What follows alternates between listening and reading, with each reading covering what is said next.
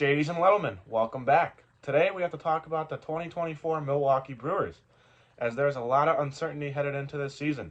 The most arguably since 2018 when we got Yelich and Kane. Now, there's an addition of a new star and a subtraction of a couple old ones. So, let's get into it. The crew's biggest addition is definitely Hoskins. He missed the entirety of the 2023 campaign with a torn ACL.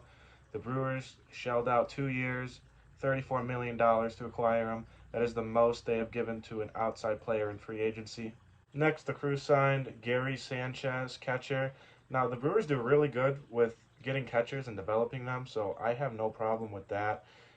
He batted .218, slugged .500, and had a .792 OPS. He should be a great addition to pair with Contreras. Next, we have pitcher Jacob Junis, who's coming off a career year with a 3.87 ERA and a 1.29 WHIP. Now, as we all know, we definitely need the pitcher help, as most of our subtractions are the crew's big pitchers. Next up, we got Joey Ortiz, who is a very good prospect. He has hit .286 in his minor league career thus far. Our last big player addition is definitely DL Hall, who's coming off a pretty good year with an ERA of 3.26 and a 1.19 WHIP. And lastly would be the addition of Pat Murphy, our new manager. Pat Murphy is replacing one of our big losses in free agency, which would be Craig Counsell, who is now managing the Cubs. Our other subtractions are Corbin Burns, Tyrone Taylor, and Adrian Hauser. And when I wrote this script for the video, Brandon Woodruff was in there, but luckily we did sign him to a 2-year deal, which is pretty good. However, he will not be pitching this year unless we go in a deep playoff run, which will not happen. But whoever beats us in the playoffs, if we make it, will win the World Series, or at least get there. But yeah, definitely good to have Woody back on the roster, and he is signed through the 2025 season as well. Some of our young stars to look out for this year would definitely be Bryce Terang, Sal Frelick, and Garrett Mitchell. A lot of those guys had some injuries they were dealing with last year, so it'll be good to see them healthy and back in action opening day this year.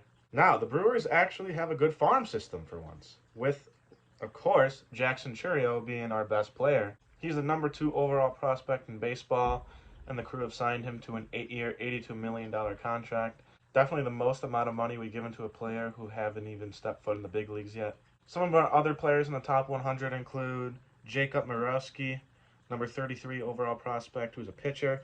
Jefferson Quero, number 35 overall catcher.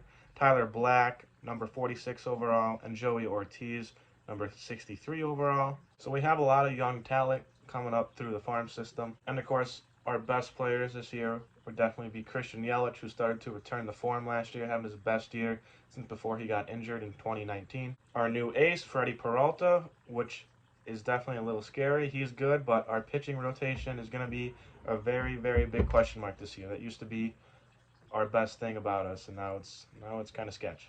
And finally, Rhys Hoskins and Jackson Chourio, who has a very good chance at making the opening day roster this year.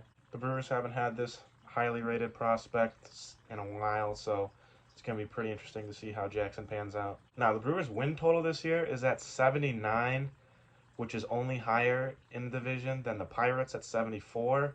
So we are supposed to have a losing record this year, supposedly. So I don't know. It's going to be very interesting to see how that shakes out.